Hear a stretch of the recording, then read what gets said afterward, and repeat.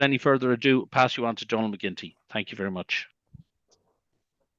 Lovely. Thanks, Michael. Can everyone hear me? I hope you can.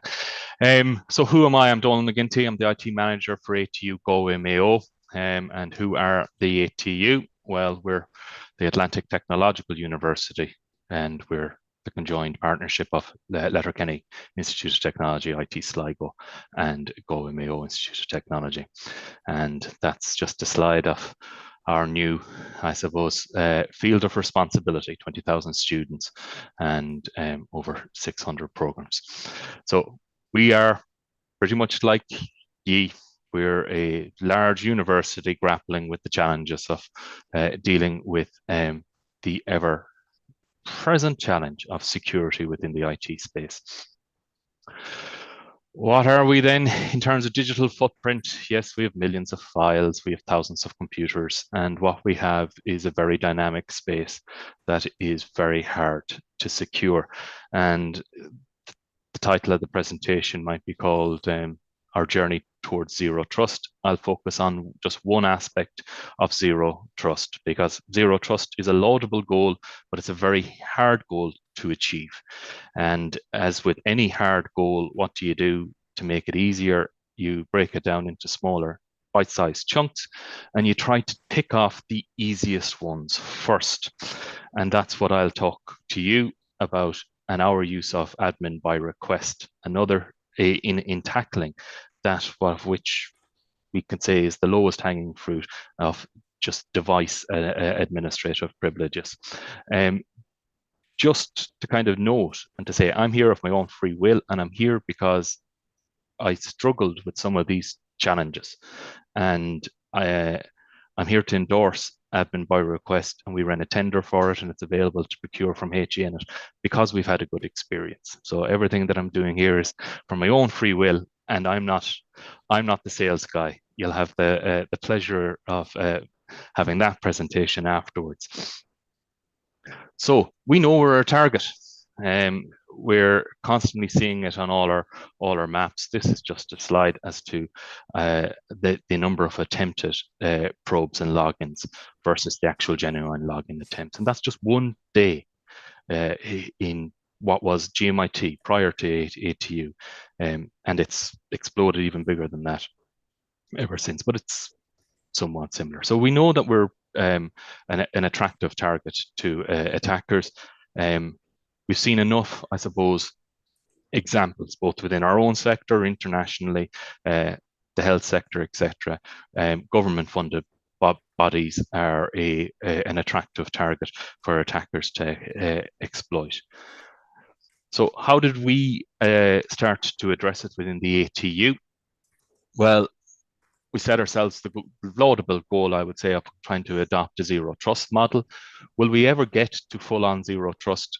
No, I don't think it's really genuinely possible. In the same way that will we ever get to net zero in carbon, or will we ever get to you know zero COVID? Those things were always very hard to achieve, and it's perhaps impossible to achieve. But you can certainly start to do some things to improve your current state of affairs. So in that, when all the institutes decided to become the technological university, we adopted a cloud first strategy, and a software as a service was our preference, and then infrastructure as a service underneath that in terms of the order of preference. So we moved all our we had as what I'm sure is a typical landscape Active Directory on-prem. We had lapse in employment, and we had all these other kind of technologies, and we had a mishmash then of services. And I say mishmash when I'm talking about what was offered between Donegal, Galway, and Sligo. We had different technologies employed, and the real conundrum was, well, how do we join them all together, and how do we get a consistent kind of security model put in place? And we adopted something of along the lines of this model, of which governance is a very important component, and the governance component is to help and elevate it, the issue of a cybersecurity from being that of a risk that is to be entirely managed and owned by IT to being one that is the responsibility of everybody within the university. So that means you have to start to change a whole load of attitudes that are there. And that's, as I'm sure you'll have encountered in your own professions, changing attitudes can be a very hard thing to do. So we established, rather than just focusing on technology, of which I'll be talking about today, we also established these governance committees to be able to, I suppose, pull together all the various different and at times competing strands. And in a education environment, there's nothing but competing strands between academia and even then between faculties or disciplines within academia. And then you throw researching on top of that, and it's very hard to get to any sort of model. But what do we know? And one thing we do know is that lateral movement is not a good thing that you want within your networks. How do threats come into your network? Well, they'll either come in through internal access within your network, or they'll be externally brought in through your network through phishing attacks or other means of that ilk.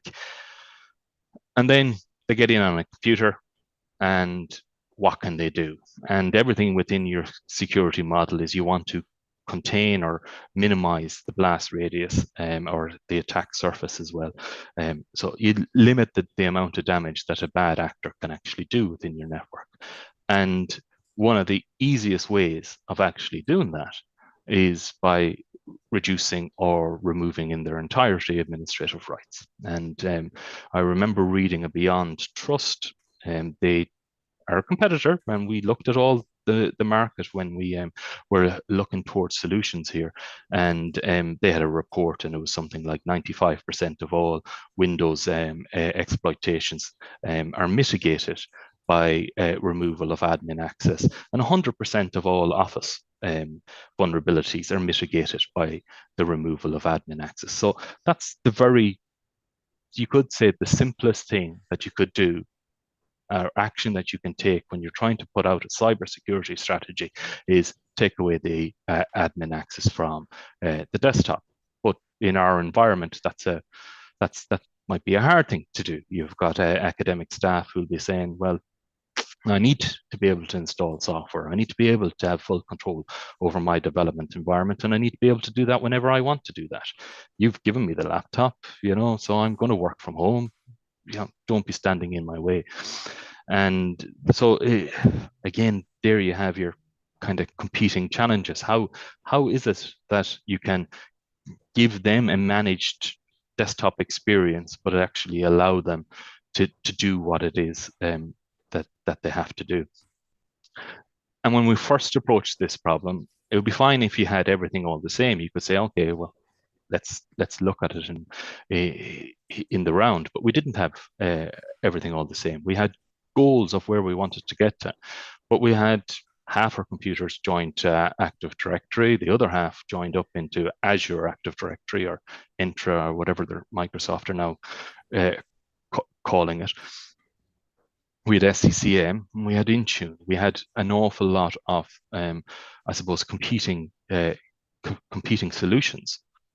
And that was, if I was to speak for myself, that was just within GMIT. Problems magnified when you took IT Sligo and Letterkenny into account.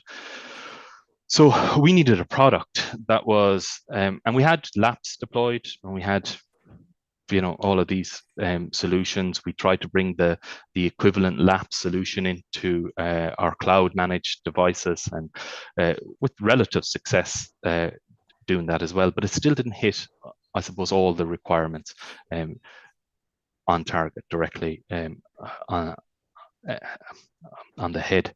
Didn't hit the head of the nail, is what I'm trying to say. So we needed a product that could, at the very minimum, work both with Active Directory and also work with Azure Active Directory, and then ideally give us a single pane of glass kind of administration view of that. And we needed then a number of different kind of features within the product. We needed a method by which we could remove the existing rights that folk had. so that we got back to a known position. And in that it was, yes, let's remove the admin rights if they were within that local admin group. Then we needed a method to kind of say, well, what are the activities? Why do people want admin rights? And some of it is because they need admin rights to execute certain applications, because those applications are written in a very poor manner.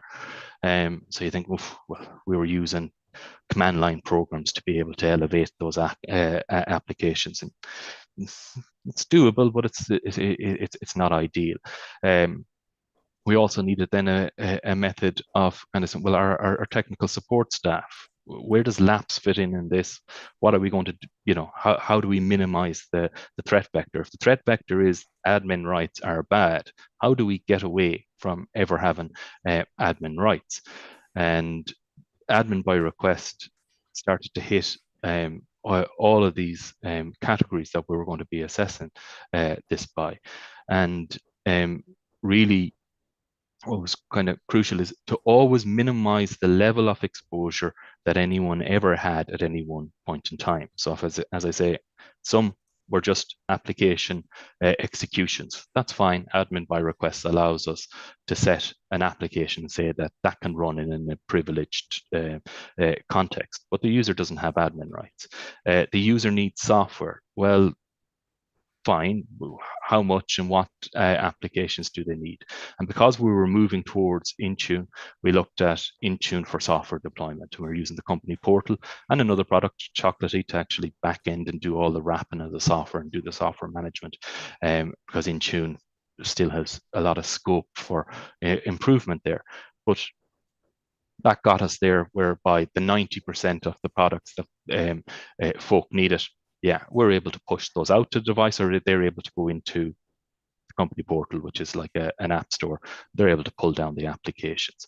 Part of the governance component was, well, how do we get to know about these applications? So we audited all our desktop devices, and we brought them through a process to see, well, is it secure? Is there vulnerabilities with that kind of process? And then any new software that has to be brought into the university comes through a software evaluation committee, which has academic representation, technical representation, and data protection representation on that committee as well. And we meet every week to 2 weeks, and an application process is, we evaluate basically the application process there and see, well, how is it applicable? Are there any security concerns? Whatever else, wrap it up, make it available then on the company portal for installation.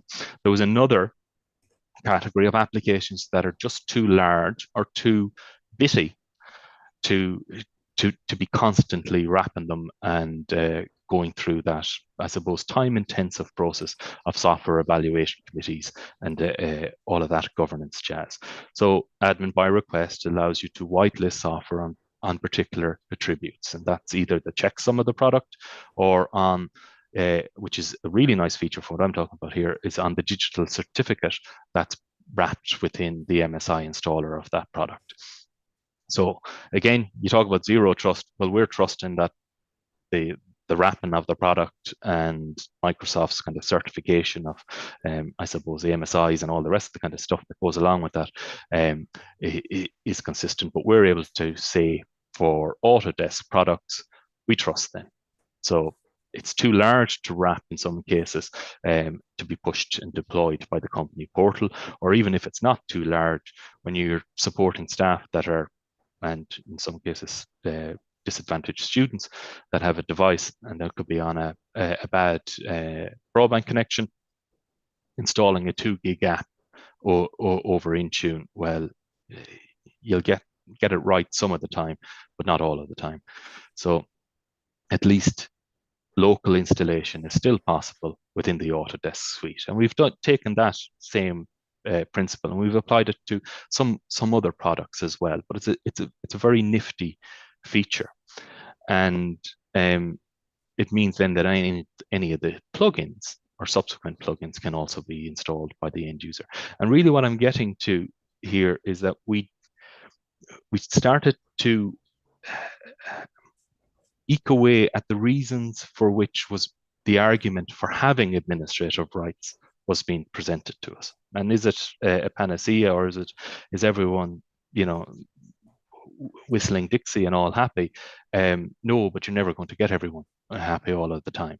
But what we have done is we've completely minimized the threat from within that, I suppose, space in its entirety. So we have over 7,000 endpoints secured by admin by request. Another feature that we wanted within it was a product that would help us with the suite of OSs that are in use within the university. Majority of those devices, 7,400 of those are Windows, a couple of hundred are Mac, and we have a very small number of Linux machines. Admin by request has the ability, as the name suggests, to request admin access. And we used that tool for or that feature for a very short period of time. But I suppose as our overall strategy got more mature, we were able to taper back on that.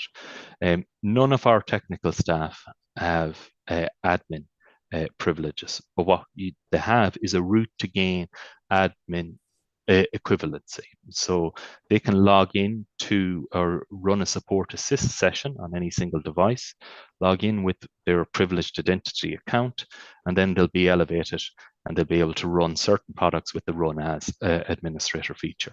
They can then, if they need to, they can also request a full admin session, and that can be approved through the approval process. So our technical staff are able to gain full administrative control within the desktop environment, but without actually having the full-on administrator account. When they log off, or when they log off, that admin vulnerability, if you want to call it that, is removed, as opposed to lapse, which would provision an account for 24 hours. So you've reduced the window down to the smallest practical time frame possible. Another great feature that we found within admin by request was its integration with not only Active Directory groups, but Azure AD groups. And that could allow us to apply different levels of controls to different users within the environment. So you're never going to get to zero trust, but there might be some units within the university that you will perform a risk assessment on, and you'll say, right, well, we'll trust them to use it as it is meant to be. We haven't deployed LAPS in any way, shape, or form. Our solution is the admin by request solution on break glass, and you can also gain full administrative control by having it's kind of like multi-factor authentication. A PIN from the client verified with a PIN from the admin portal allows the user to gain full admin session on that. And that's very good if the device is offline. That's a workable solution if the device doesn't have an internet connection in any way, shape, or form.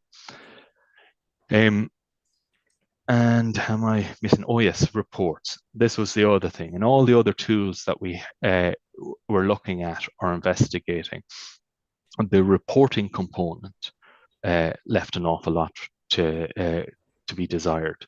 Whereas all that activity that happens, whether it's even just a program execution that's been executed and gaining the admin privileges, that's reported and is auditable for us. So that we found that that's a very, I suppose, useful tool to have in the event of something bad happening, but equally as well in just making sure that everyone is adhering to the good practices and the discipline that we were trying to instill within the university. So I've taken a very slight segment of it. I don't know, where am I on time? Probably getting close to it, and we're going to have all the questions at the end. So I'll give the session over to Jeff, if that's okay, perhaps slightly ahead of time. And he can present and do the workable demo, and then I'm very happy to take all your questions with Jeff and the other folk in Renaissance at the end of the presentation and demonstrations. Excellent. I'll just be sharing my screen in 1 second. Thank you, Donald. Really good intro there. Let me just share my screen. I believe it's that one. So hopefully you can see my screen. Is that good? Excellent. Very good. Okay, perfect. So thanks again, Donald. Yeah, I'm Jeff Rees-Jones. So I'm the EMEA Territory Director for Admin by Request, Fast Track Software, who make Admin by Request. And I'd just like to thank you all. It's great to have the opportunity to show you some of Admin by Request's features, specifically for those features that are kind of popular from an education academic perspective. So what is Admin by Request? Well, it's a SaaS solution that was purpose-built from day one for a single purpose, which was to be the most powerful, usable, effective, and important, flexible means to completely manage local admin rights on Windows, Mac, and Linux endpoints. We say we like to enable customers to deliver just the right amount of admin to just the right group of users at just the right time. So I'll take you through the two sides of our product. So being a SaaS solution, we have the portal component, which you can see here. And then we have the endpoint agent component, which I have on a tab here on a Windows endpoint. But like, as I mentioned before, we also have a Mac endpoint agent, which works and feels very similar. And I can just kind of bring in the Linux endpoint agent here so you can see kind of all three. You have the option to use any of those endpoint agents. It doesn't matter what flavor of OS you're using. It's all just a generic license as far as we're concerned. So just a brief tour of the portal. I think probably the most significant part is the audit log. So this is where, when you have your endpoint agents configured with Admin by Request, all of those elevation requests would be logging their activity in the central portal here.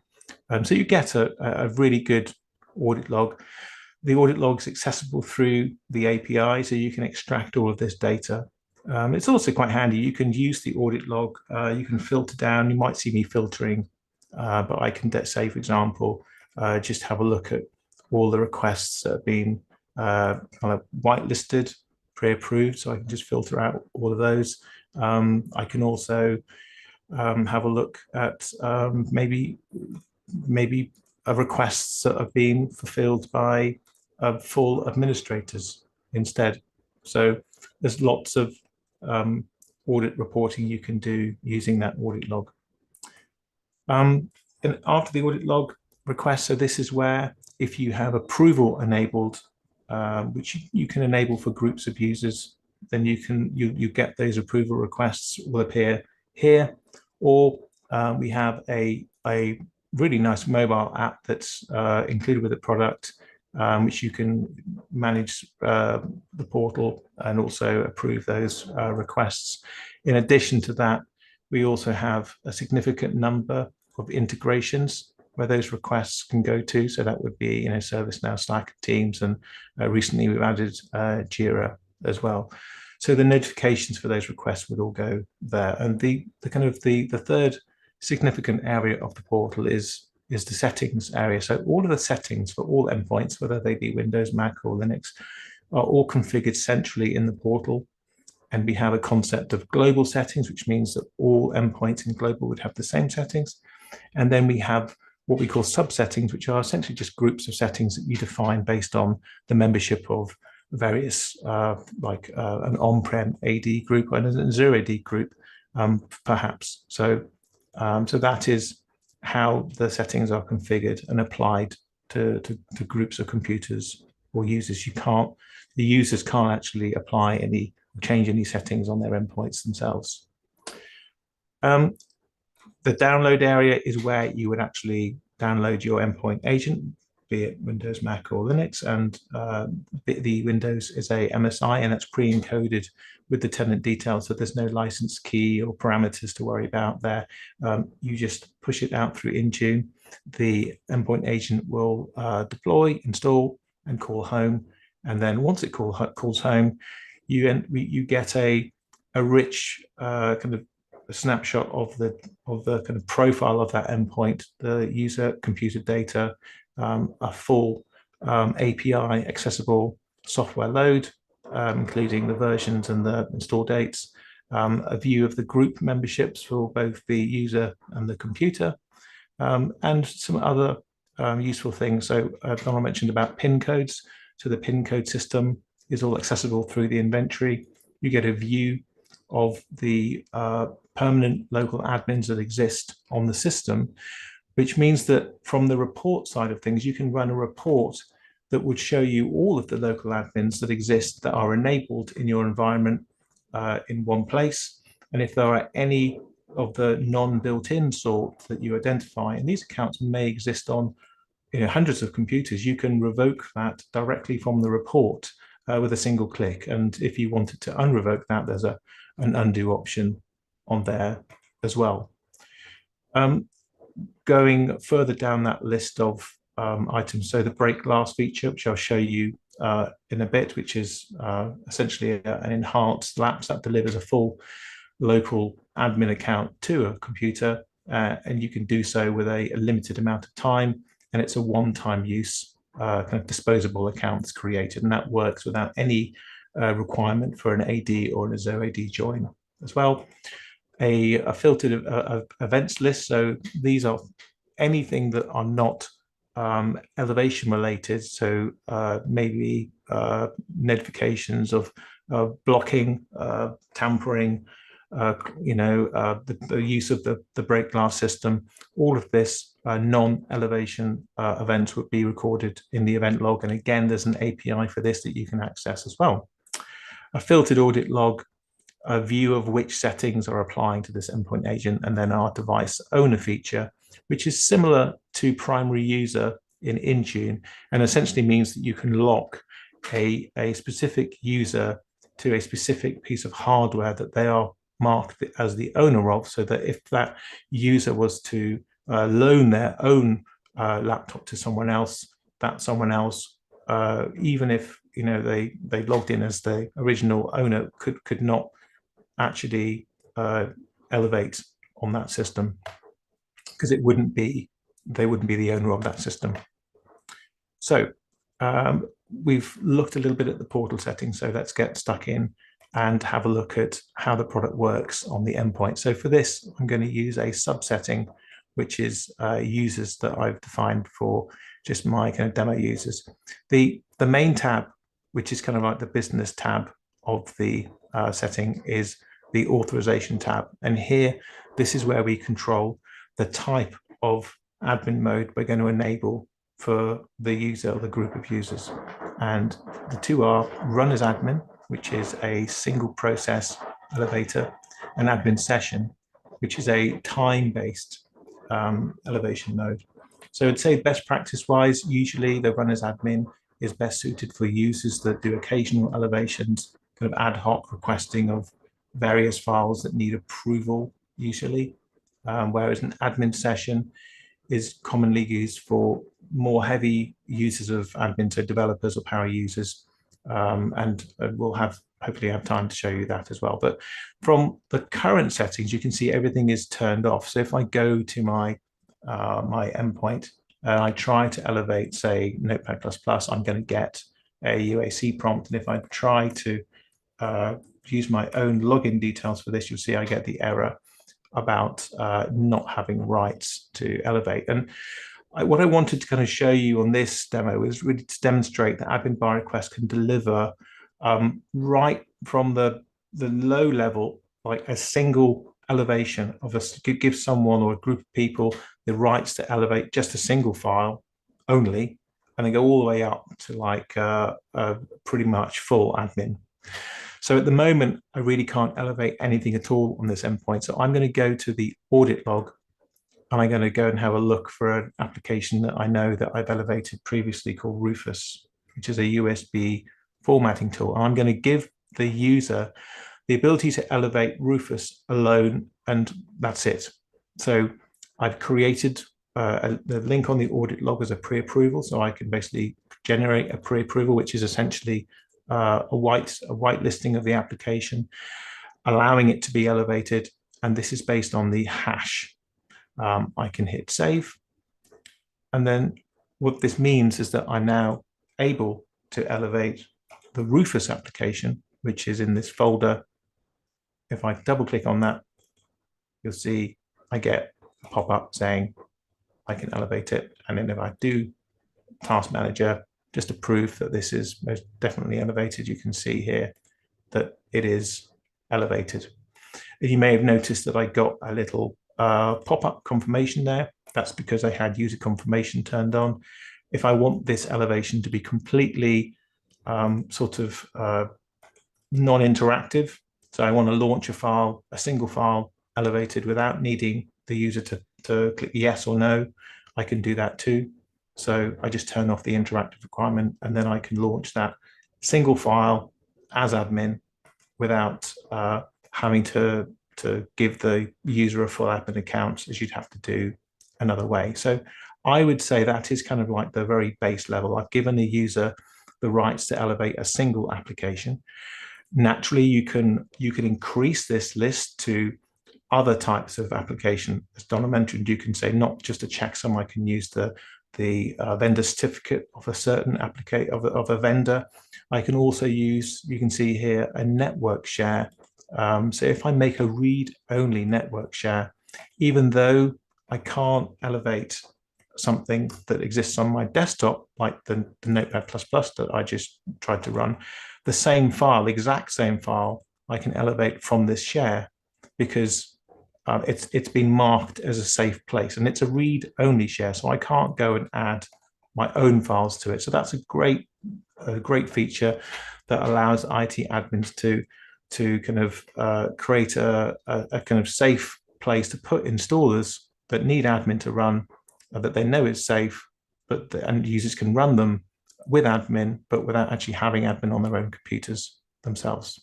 So that, I think, is sort of like the first level of admin that we can provide. The next level up, I think, is this single process elevator, which enables a user to request admin for something. So in the first type of admin, we're basically telling the user what they're allowed to elevate. Now what we're doing is we're saying, you can request elevation of something, and then we can approve it if we're okay with that. So I'm going to use the same application, Notepad++. This time when I click on it, I get a form. So I would like to install Notepad++. Okay, I hit OK. I get a message to say that I need to wait for approval, and the approval request will appear in the requests area that I mentioned earlier. So here we can see a lot of information about that request, who sent it, on what computer, what the file is, our own built-in reputation score, and importantly here, the MetaDefender system that's fully integrated with our system. And what this is, it's a checksum reputation solution. So whenever anyone tries to elevate anything with admin by request, we take the hash and we pass it through up to 20 different kind of AV engines to see if that hash has been seen before, malicious or suspicious. Now you've got your own AV/EDR solution, and I'm sure that's very good. But with this, what we're saying is that when it comes to elevation, relying on a single engine is probably not enough. You want to have a lot more than just a second opinion. You want to run that hash through a whole kind of aggregate collection of engines to be absolutely confident that that file is safe to elevate. And so we have that confidence with the MetaDefender integration. We also have the reason, and that should check out with the file itself, which it seems to.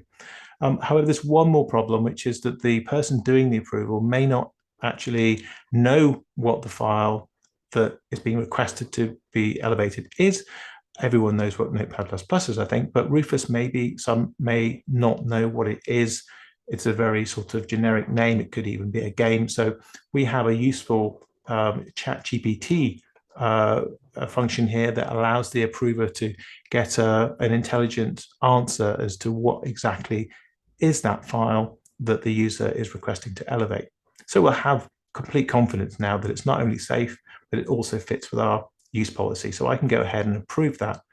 And what happens now is that it will move from pending to approved. And in the context here, this means that it's been approved, but not yet used by the user. On the endpoint, we get a notification that appears on the bottom right-hand side that will tell the user that they've had that request approved, and here it is. And so the beauty here is that a user has clicked on a file with a specific hash. That hash is being passed through up to 20 different AV engines and determined safe. Then it's been looked at by a human who's then used some AI to determine that that application is not only safe, but is appropriate to be installed. And then that's been approved by that human. And then the approval request has come back to the user, who can then only elevate the specific file that they originally requested and that was known safe. So it's a completely kind of watertight system. And I can hit yes, and that launches the file. And again, I can go into Task Manager and see that that installer is indeed running as admin when nothing else is. So this particular use case is really useful where you have a lot of users that don't have admin rights and they're constantly firing requests to do stuff as admin. And typically that stuff is urgent because it's for a meeting or it's for a project, it's for a lab, something for the lab or something, whatever, and it's all urgent and time sensitive.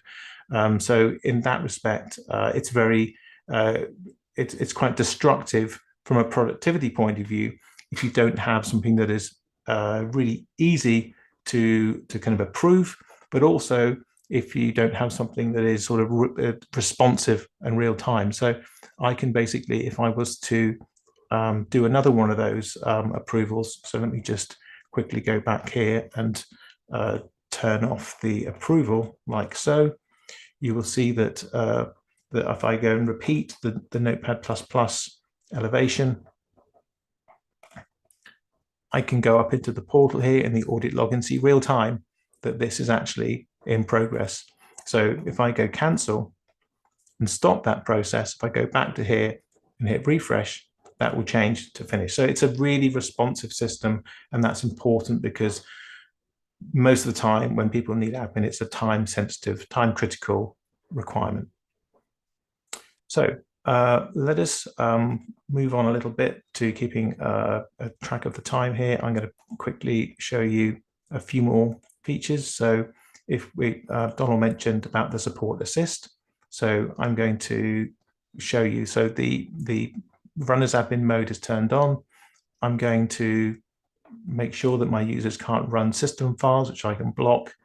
And I can also make sure that they have a tray tool so that the user can edit their network settings. So if I go and just double check that those are true, so my tray tool for my network settings is right here. I can edit those. I can not install Oracle software because I've decided to block Oracle software. I can also not run system files, and I need to get approval for anything that I want to elevate. So a help desk person would find this environment quite restrictive, but as Donald said, we need to remove admin rights from the help desk team. They're going to use the support assist feature instead. So if I use my generic account here, like so, and I'm now essentially logging in as a help desk member, taking my admin bar request settings, importing them, overlaying them on top of this user. So I have a whole bunch more of these tray tools.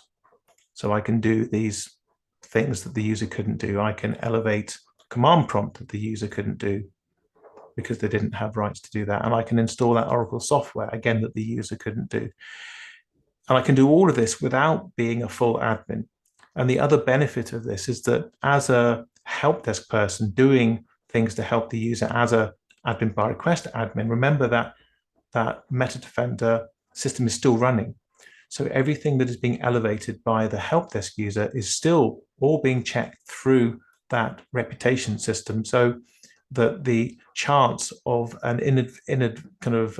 inadvertent sort of insider infection, where a full help desk admin runs a file for a user and that file is malicious, that just is far less likely to happen, because everything that help desk person is doing is also being run through the malware system and checked 20 times over. So it's not only better from a zero trust point of view, from taking the admin rights away from help desk users, but everything the help desk users do also is being is deemed as safe as well.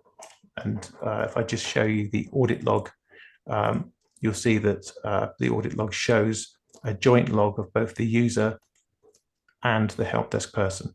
And by the way, as I've now finished that help desk session, the user would go back to how they were before with their restricted settings. Okay. Am I still good for time? Jeff, perhaps, yeah. Well, we've a couple of questions in there. I don't know okay. if there's a couple of. I know. You yourself volunteered that you're a person who can't be stopped. So yeah, that's true. Well, are there any one or two things there that you want to just go through before?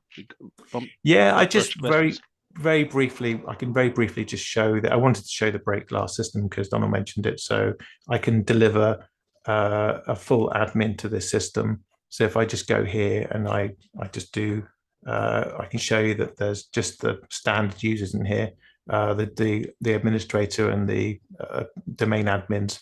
If I just click on, I want to deliver a full admin account to this system, like so. If the user has access to the desktop, they can just click on the about here, and then that account will be landed on the system. That can be used as a full admin. If the user doesn't have access to the desktop because the profiles got corrupted, all they have to do is reboot the endpoint and that account will appear. And then you can clear the account as well. And yeah, you can basically see that account now is gone. So that's a built-in lapse feature that's just there and just works, and is far better than lapse because it's you get time expiry on there, and also when things are elevated in a break glass session, they're all logged in the audit log as well. So yeah, I think that's probably enough. And if you need, there's a lot more functionality to the product that I didn't have time to show you, but if you need to know more, we can always arrange demonstrations or further things after. So we have some questions. Perhaps we just put on screens there a second. Just sure. But it just thank you very much, Donald and Jeff, and I really appreciate Donald's incredible disclaimer saying it was free will. I was thought we were but it really is fantastic when you can get somebody who has used a product, looked at the marketplace, gone out there and actually bought something and is happy to talk about it, and is no doubt happy to have a direct conversation with any individuals if they have such a requirement. But and Jeff, as I said, I really interrupted him, but as he said, if somebody doesn't stop him at some stages, he and I'm conscious of everybody's time and really do appreciate everybody coming on. But we have a couple of questions here, and I see there's one question there, and does pre-approval need to be set for each version of the app? And e.g. every time it is updated, or if there are multiple versions of the app across the estate, is a new pre-approval required? Perhaps I can pass that to either of you. Oh, I can have a go. So if you specify pre-approval rule like I did with Rufus on a hash, then yes, if an update came out, then you would need a new pre-approval rule because the hash would be different. But if you specified it based on a vendor certificate and maybe a combination of vendor certificate and the file name, if it was an installer, then that wouldn't need to be updated for every time. Also, we have another feature which I didn't have time to show, which is machine learning. That uses the application name and the vendor certificate together. So for example, in Notepad++, if that was learned in on machine learning, any version of Notepad++ installer would work because it's a generic application and vendor name. Okay. Question here, how would it play for controls in server admin elevation sessions? Okay, so we have a separate, I mentioned that we have Windows, Mac, and Linux endpoint agents. For server, we actually have a different license type for server because a different solution. But how that works is very much the same in that you would use the server product to remove your number of people in your organization that have full server admins. So if someone wanted to go onto a server just to see the event log, security event log, you could give them access just to do that. Or if you had an external consultant or a vendor to come in that you wouldn't need to add them to the admin group, and you could just literally give them a PIN code to do it. Also, coming the end of the year is a big upgrade to the server product, which is going to do some quite interesting / exciting things that we're going to be announcing later on this year. So I can't really say much more about it as this is a webinar broadcasting to the world, but that's coming soon. This is a webinar broadcasting to the world about what you do now. Yeah, perfect, perfect. There's a few other questions there. What was the time frame to deploy? Was that yeah, is that yeah? I'll jump in on that. Yeah, no. So the time frame to deploy, it depends on what parameters you want to say when it comes to the overall. But deploying the package itself, getting access to this admin console, well, that's almost instantaneous. You can sign in, you'll get 15, is it, Jeff, or is it 25? I don't know. You get 25 user licenses or device licenses. And it's, as you see there, it is incredibly easy to administer. The level here of training that you need is quite low. And this is the other reason why I'm here. I endorse the product because my personal experience has been top class. Jeff is very, very approachable. Yeah, perhaps too available. And Luke, who's also the account manager, excellent. So the customer service that we've received directly with admin by request, but equally as well now more with the relationship with Renaissance, top notch, leaves nothing to be desired. So it's quite quick to deploy. The governance components that are your own responsibility within your own organization, well, that's a moving feast as to how quickly you can get a policy developed or how quickly you can implement that change. But that's not the technology. That's the culture change that you're trying to implement. But we rolled it out in a matter of weeks, start to finish, entire governance process as well. Thank you for that, Donald. And that's very interesting, the way you talk about the product versus the culture and everything else. And I love, if I can take for further use another day, a user said it was quite quick, and I'm going back. I'd say the marketing people go, well, what do you mean by quite quick? But if we did quite quick in another webinar where somebody said, well, what do you mean by quite quick? But no, great for the explanation. A question here, and it probably feeds back into your experience, Donald. But great to get the feedback from Donald on ATU's experience. Are there any other case studies for other universities, either Ireland or the UK? I don't think we have any case studies that have been written for the UK, but I know we have a number of large universities in the UK that we probably should ask for case studies from that. I'm sure would be very happy. I mean, Surrey University is one of them. They've been with us now for over 3 years, and there's a number more. Luke is probably a good person to rattle off all those. We can come back with some references. Yeah, we do have quite a lot of universities across the UK, all the way up to Scotland. But if you'd like a referral with maybe even Surrey University, they have been referring us to a lot of other universities in the UK as a solution to offer and to use. So, I mean, happy to put you in touch with the contacts at Surrey. And just following up on that probably feeds back into another question here, which is, and I know it sounds like a salesy question, but it is a question: how and where do we purchase licenses?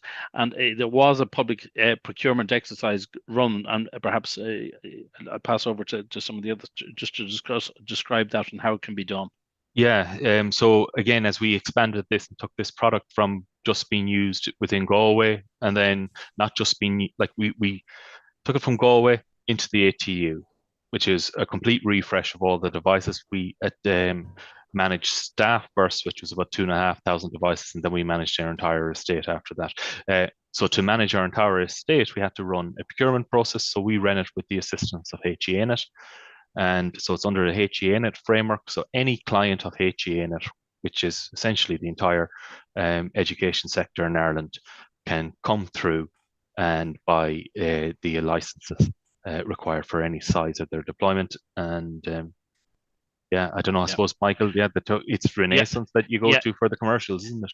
Yeah, and we can follow that back up without any difficulty. So what I would say is maybe just there's another two questions there I think has come in at this stage, but yeah, and there's a comment there about referral to Surrey University, which we'll organise, and we'll get Luke in that case. So by the time you've hung up after this, Luke will phone you.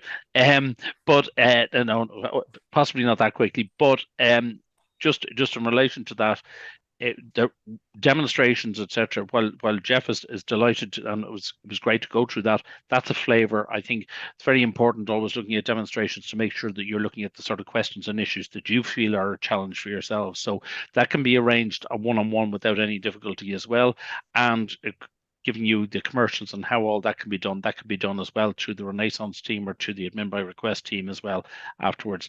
But just if I can.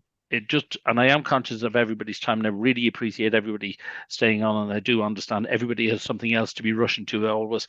But question here: what was the user reception experience like, and how's it going so far? And I guess that's to Donal again.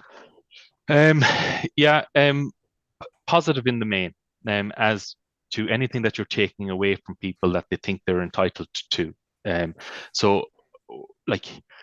The user reception, yeah, it's positive in the main. It's embedded now. It's an accepted governance bit, whereby admin by request is not the problem. Admin by request is the solution to get the people what the people want, and they're no longer even thinking about it. So there was that usual, oh, you're taking away something from me, the sky's going to fall, I'll not be able to do my job, to, well, that didn't happen at all. And it's working, and it's working not reasonably well, it's working very well. Just to come back, Michael, on just one other thing there that you kind of had said, and I don't know, about Jeff's demo. Jeff gives excellent, insightful demos, but the other component is when we were asking and working with Jeff on, well, how will we fit this in, and in what way, and what features will we employ? I remember saying to Jeff, well, it would be good if in the support assist session you could, elevate up as another account and get access to more things. And within a week, Jeff was back on, yeah, try that out now in this new version. Now, I don't know if it's always within a week, but heaven knows the couple of suggestions that we've asked for have been incorporated into the product, and they're kind of going, that's a good idea. You've never tried that with Microsoft, Donal? No? I have.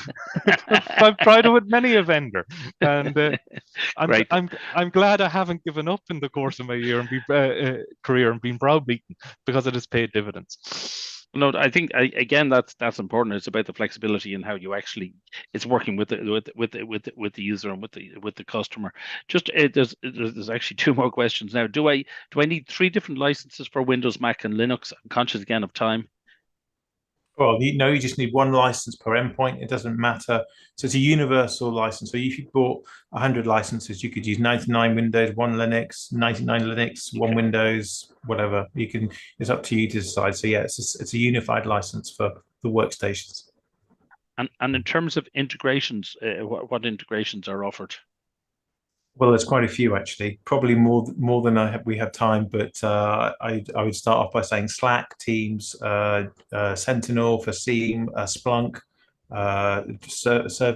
ServiceNow, Jira. I feel like I'm on the generation game and the cuddly toys coming out, but trying to remember them all. But but basically our API, we have a REST interface, so anything that really talks REST can communicate with us. But we do have some sort of more pre-built integrations, and they're all available to see in integration. And also, just to make the other point, we do have this free tier.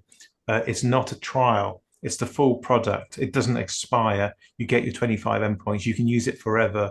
You can get everything set up perfectly, and then when you're ready to, you can then buy those licenses in. You don't have to reconfigure, redeploy. It's a seamless process. So that's really a really important part of our product, because there's no support on the free plan, but yet we have thousands and thousands of people actually benefiting from it, using the product without can any I interrupt support. you there on that, Jeff, for 2 seconds? Sorry, there's 2 questions there that just popped up, and I really want to give everybody their time when they're getting off. Is the support? It is support assist is part of the product. All that. There's no extras. Everything you saw, and it's all in the product.